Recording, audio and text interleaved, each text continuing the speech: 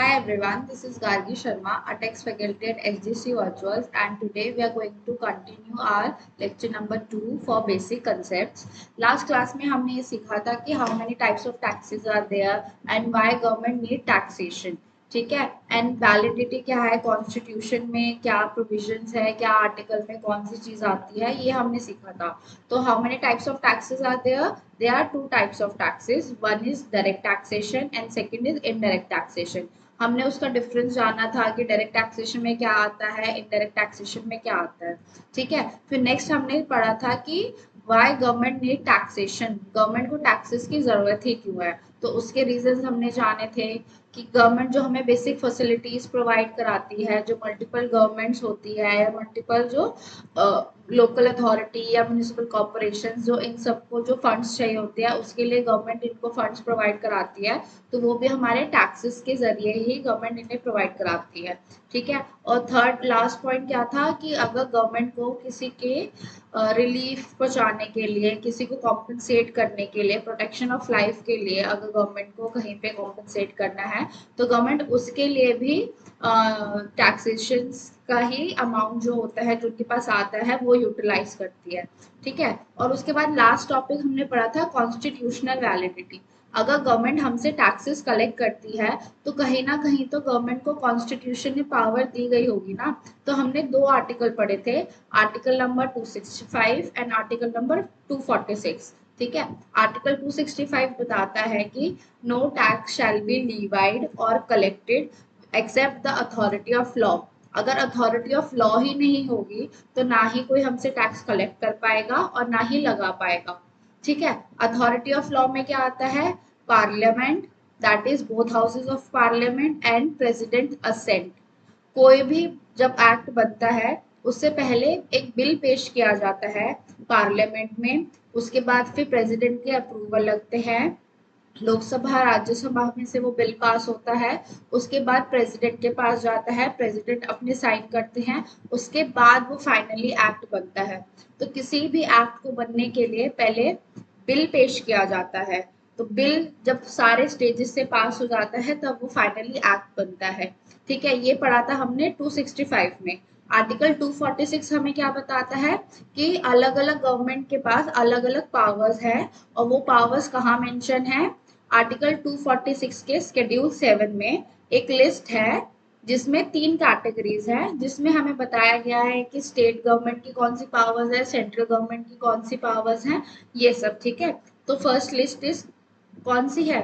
Central government की union list, and second list is state list, and third is the concurrent list. ठीक है, हमने central government की powers पढ़ी थी, तो यूनियन लिस्ट में हमने क्या देखा था? एंट्री नंबर 82 में क्या आता है कि taxes on income other than agricultural income. Means जो सेंट्रल गवर्नमेंट है उनके पास पावर ही नहीं है कि वो एग्रीकल्चरल इनकम पे टैक्स ले सके. वो अदर इनकम पे हमसे टैक्स ले सकती है, बट वो एग्रीकल्चरल इनकम पे हमसे टैक्स नहीं ले सकती. ठीक है, इसके बाद हमने एंट्री नंबर 83 पढ़ा था, जिसमें क्या बताया था कि जो कस्टम्स के जो टैक्सेस होते हैं, कस्टम्स का जो भी लॉ प्रोविजंस जितना भी है, वो सब एंट्री नंबर 83 में सेंट्रल गवर्नमेंट के पास पावर है उसकी. ठीक है, स्टेट लिस्ट में हम गए थे और हमने स्टेट लिस्ट में क्या देखा था कि एंट्री नंबर कौन सा था? Entry number 46. एंट्री नंबर 46 में स्टेट गवर्नमेंट के पास पावर है कि वो टैक्सेस कलेक्ट कर सकती है एग्रीकल्चरल इनकम पे, बट कोई भी स्टेट गवर्नमेंट अब तक एग्रीकल्चर इनकम पे टैक्स कलेक्ट नहीं करती है, ना ही उन्होंने लगाए हैं. ठीक है, कंकरेंट लिस्ट में आज सच कुछ है नहीं. कंकरेंट लिस्ट में बस ये है कि पावर्स बताई गई है कि सेंट्रल गवर्नमेंट और स्टेट गवर्नमेंट दोनों मिलकर काम कर सकती है, दोनों रूल्स एंड रेगुलेशंस बना सकती है किसी भी मैटर को लेके. ठीक है, ये हमने पुराना रिवाइज किया. अब हम नया स्टार्ट करते हैं. आज हम पढ़ेंगे कि सोर्सेज और components of income tax law. एक बार इसको लिखवाते हैं और अपने नोट्स भी आप साथ साथ बनाते रहिए. सो टॉपिक 1 आता है हमारे पास सोर्सेज और components of income tax loss. अब इसका क्या मतलब है? जो इनकम टैक्स लॉ है ना, उसमें बहुत सारी चीजें होती हैं. इनकम टैक्स एक्ट एक इसका पार्ट है। हम इनकम टैक्स एक्ट पढ़ते हैं, हम इनकम टैक्स रूल्स पढ़ते हैं, notification, circulars, annual finance act पढ़ते हैं, केस लॉस पढ़ते हैं। तो ये सब क्या है, इनकम टैक्स लॉस का पार्ट है। इनकम टैक्स लॉ बहुत बड़ा है और उसके अंदर ये सारी चीजें आती है। तो वही हम जानेंगे कि इनकम टैक्स लॉ में क्या क्या आता है और उसमें डिटेल्स जानते हैं। चलिए शुरू करते हैं।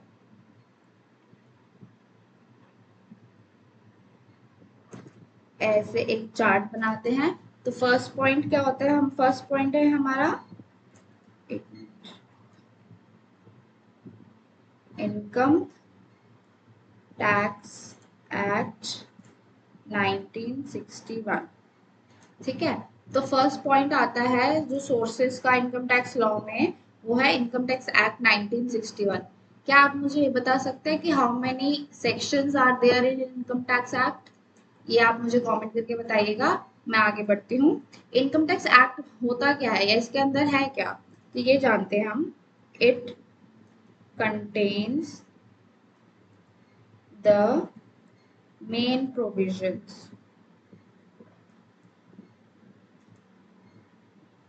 जो कोई भी एक्ट होता है वो प्रोविजन से ही तो बनता है। इसमें सेक्शंस होते हैं, सब सेक्शंस होते हैं, क्लॉज होते हैं, सब क्लॉज होते हैं, स्केड्यूल होते हैं। ये सब मिला के ही एक एक्ट बनता है और उसमें चीजें बताई जाती है कि इस प्रोविजन में ये है, कैसे कैसे चीजें गवर्न होती हैं, कैसे कैसे आपको चीजें फॉलो करनी है। तो ये सब होता है। तो as such income tax act में भी यही सब है। ठीक है, it is divided into how many chapters? 23 chapters and 14 schedules।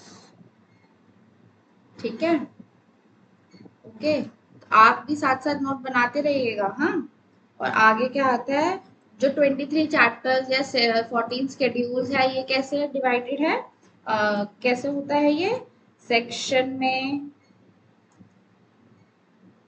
Sub section में,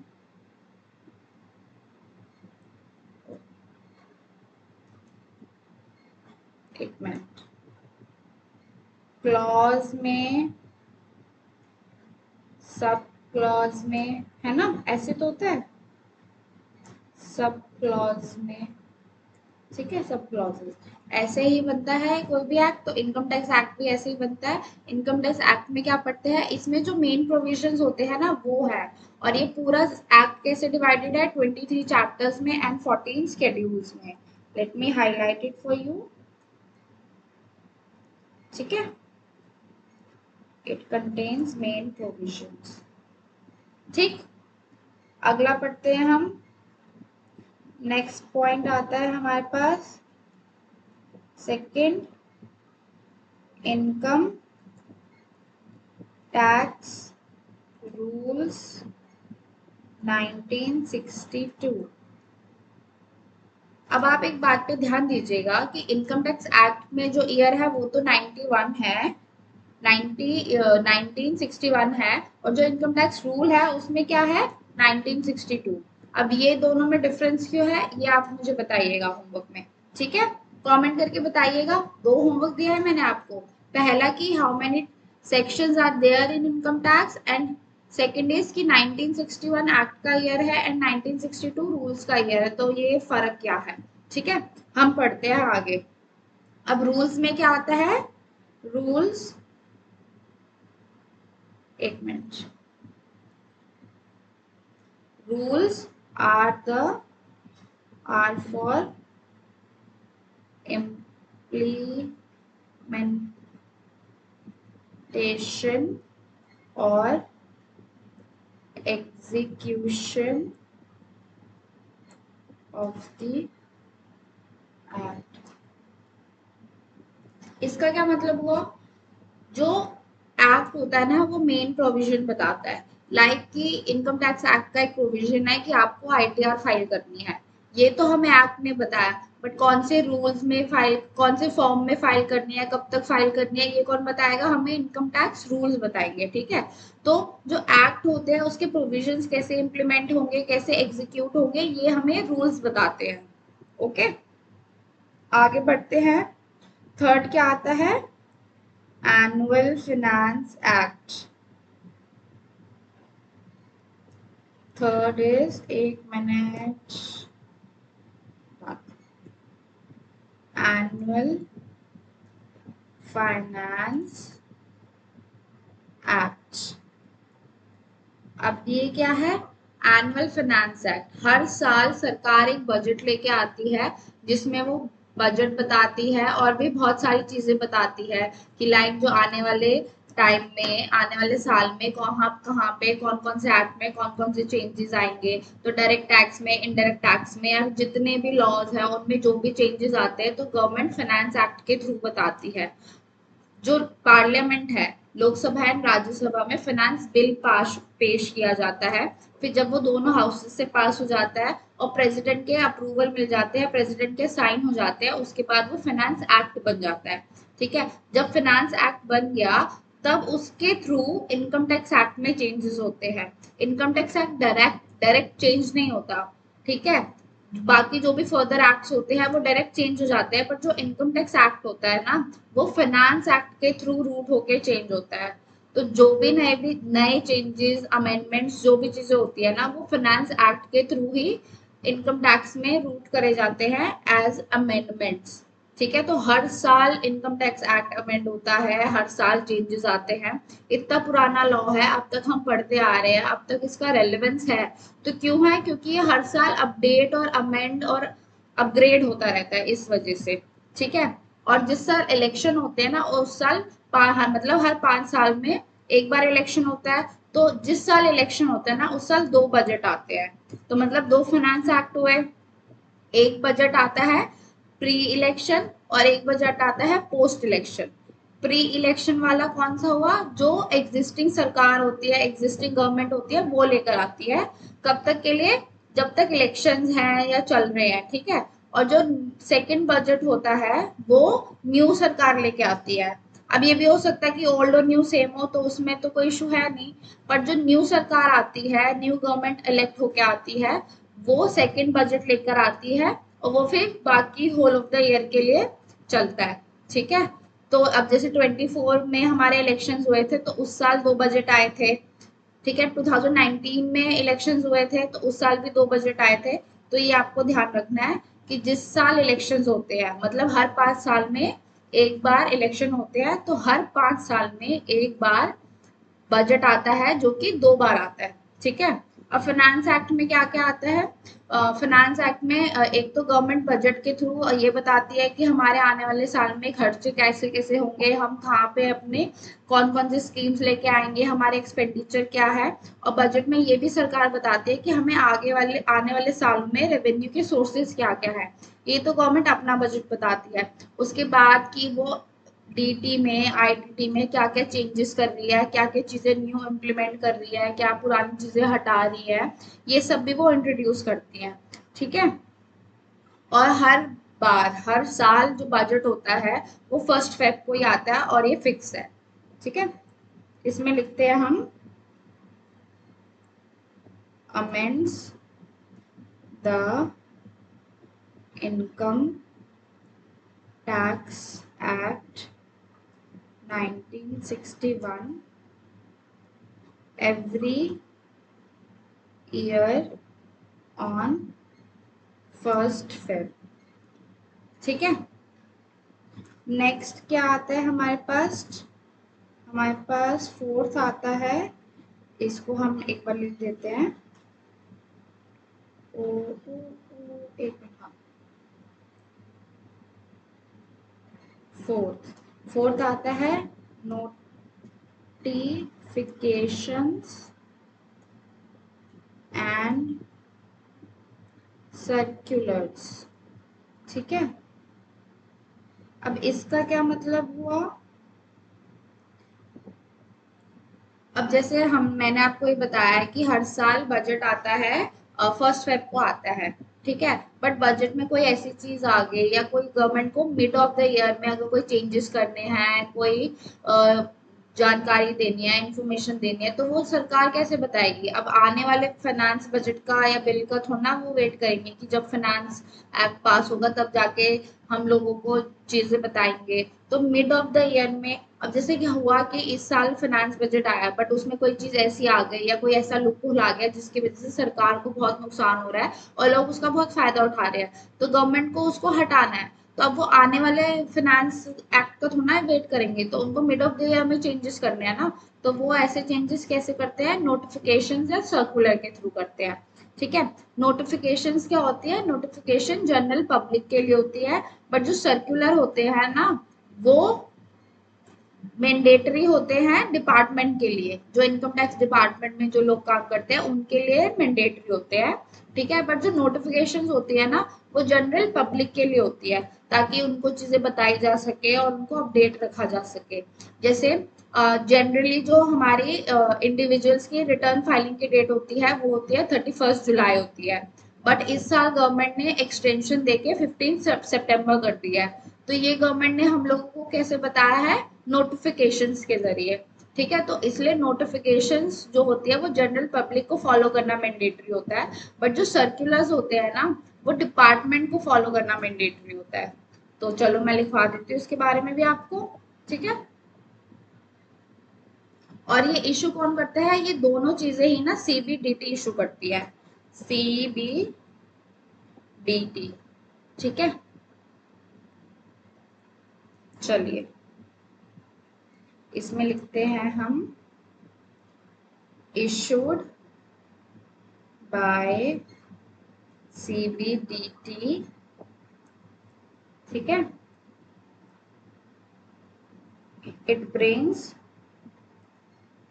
brings amendment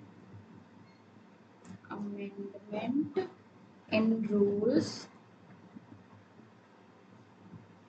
and clarify the intent of law in case of ambiguity। ठीक है ना। अगर लॉ को कहीं पे क्लैरिफिकेशंस की जरूरत है, लोगों को समझ में नहीं आ रहा है, लोगों के अलग अलग ओपिनियन बन रहे हैं किसी एक चीज को ले लेकर, तो गवर्नमेंट क्लैरिफिकेशंस लाने के लिए सर्कुलर्स और नोटिफिकेशंस इशू करती है। ठीक है। अगला और जो लास्ट पॉइंट आता है वो क्या आता है हमारे पास?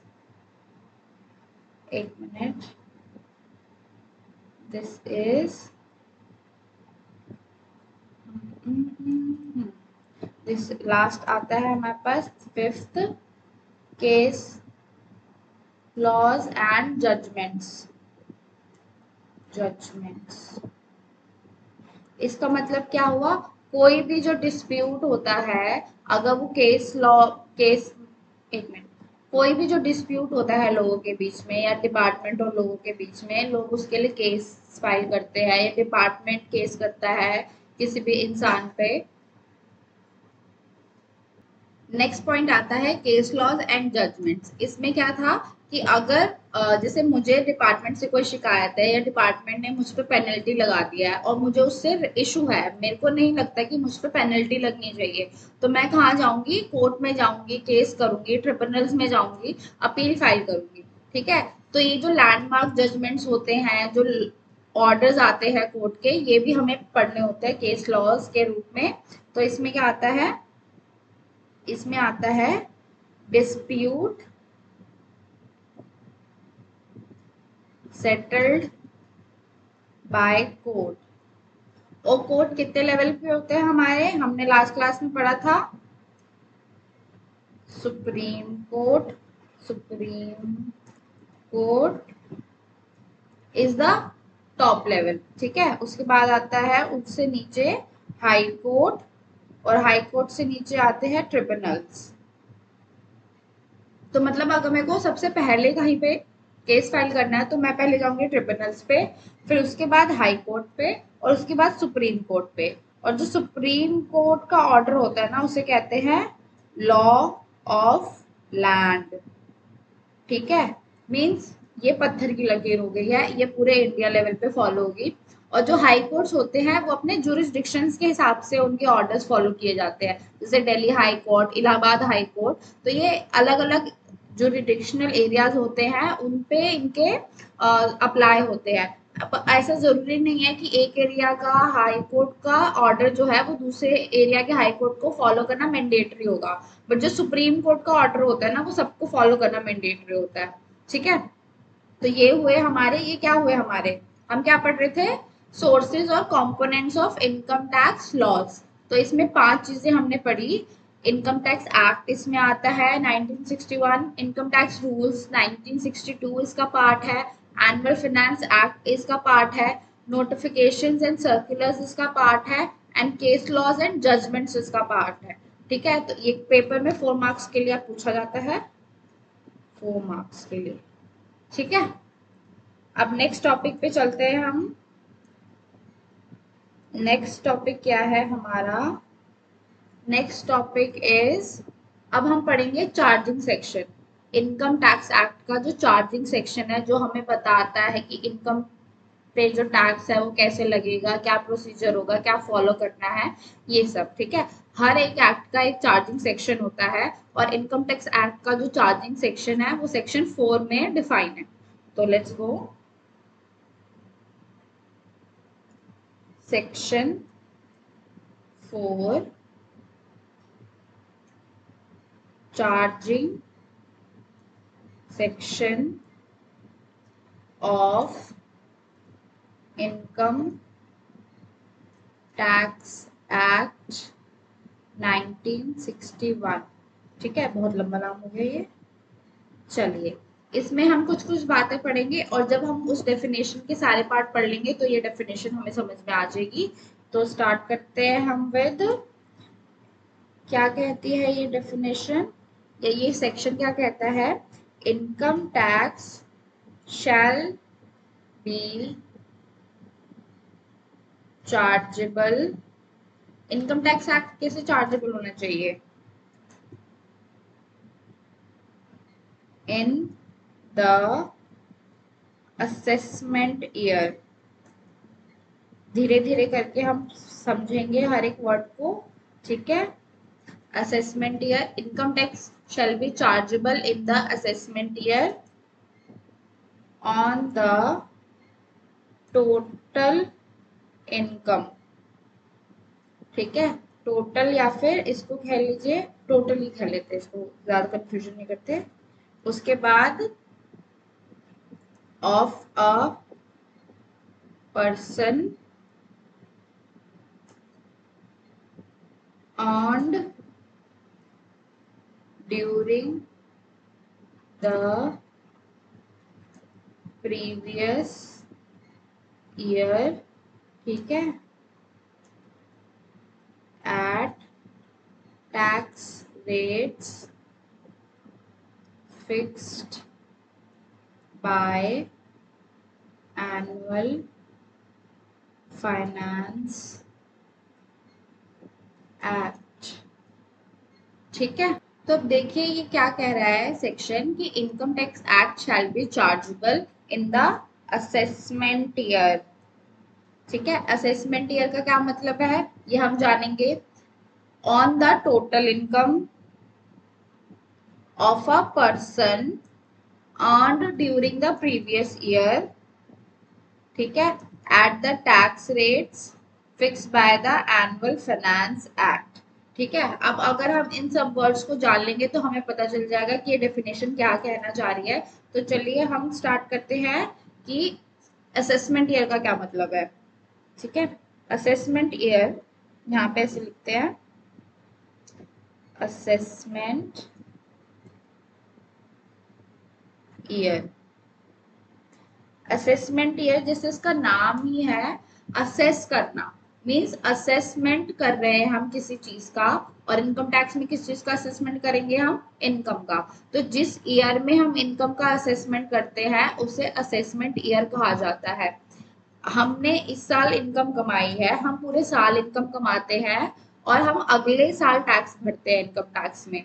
जैसे जीएसटी में होता है कि आप मंथली या क्वार्टरली बेसिस पे रिटर्न भरते हैं, बट इनकम टैक्स की ना एनुअल रिटर्न जाती है। आप पूरे साल इनकम कमाइए और उसके बाद आगे वाले साल में आप उस पे टैक्स दीजिए। ठीक है, तो हमारे लिए जो हमारा असेसमेंट ईयर है वो कौन सा है? इट इज 25-26 मीन्स 2025 एंड 26 जो है वो हमारे लिए असेसमेंट ईयर है।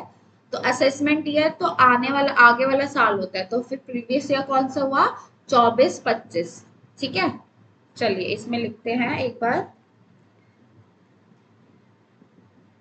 25-26। ठीक है, इनकम टैक्स एक्ट में ना दो तरीके से बात की जाती है, या तो आप प्रीवियस ईयर बोल के रेफर कर सकते हो या फिर आप असेसमेंट ईयर बोल के रेफर कर सकते हो। दोनों का मतलब एक ही होगा। जैसे अकाउंट्स में हम फाइनेंशियल ईयर पढ़ते हैं, इनकम टैक्स एक्ट में हम प्रीवियस ईयर और असेसमेंट ईयर में पढ़ते हैं और उसमें ही बात करते हैं। ठीक है, कहीं भी अगर आपको रेफरेंस देना हो तो आप या तो प्रीवियस ईयर बोलिए या फिर असेसमेंट ईयर बोलिए। चलिए, तो हम असेसमेंट ईयर का मतलब जानते हैं। It means a period of 12 months। ठीक है, ओ एक मिनट, स्टार्टिंग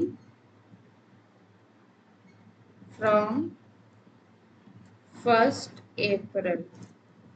ठीक है, तो मतलब 1 अप्रैल 2025 से मेरा असेसमेंट ईयर स्टार्ट हो गया। और असेसमेंट ईयर कितने महीने का होता है? 12 महीने का होता है। तो ये कब तक चलेगा? 31 मार्च 2026 तक मेरा असेसमेंट ईयर चलेगा। ठीक है, असेसमेंट ईयर का मतलब हमें पता चला। तो अब हम एक बार प्रीवियस ईयर का मतलब भी जान लेते हैं। प्रीवियस ईयर, प्रीवियस ईयर का मतलब जैसे मैंने आपको बताया था, एक minute, it precedes the assessment year।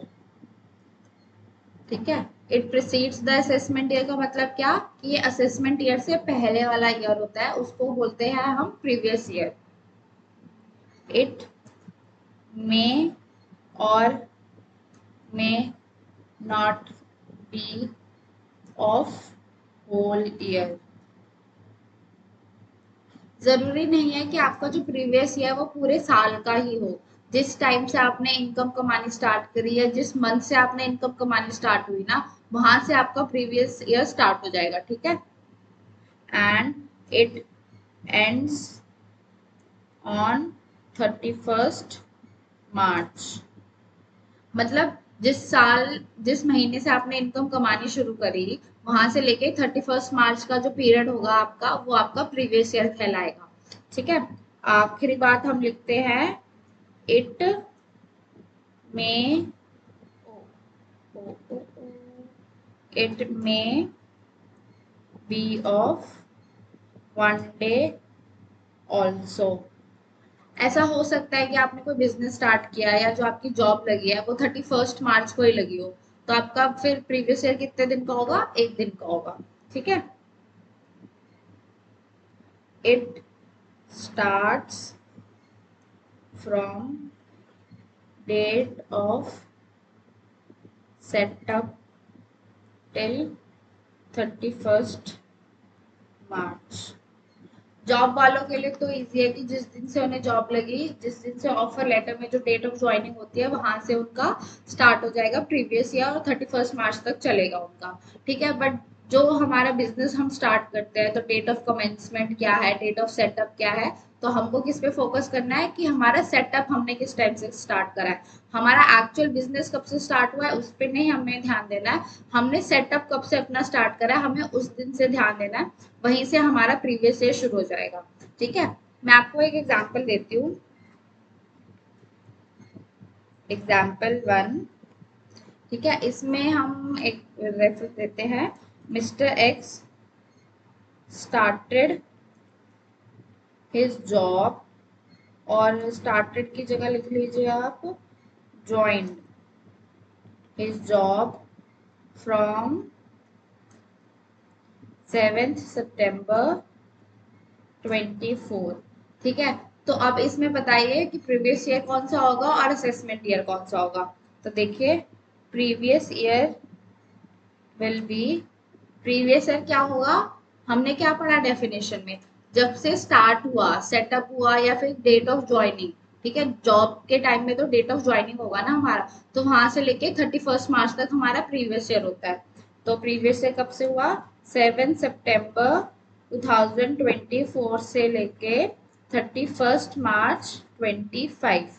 ठीक है, अब इसका असेसमेंट ईयर क्या होगा, असेसमेंट ईयर विल बी कब से कब तक का होगा, 1 अप्रैल से स्टार्ट होता है ना, 1 अप्रैल 2025 से लेके 31 मार्च 26।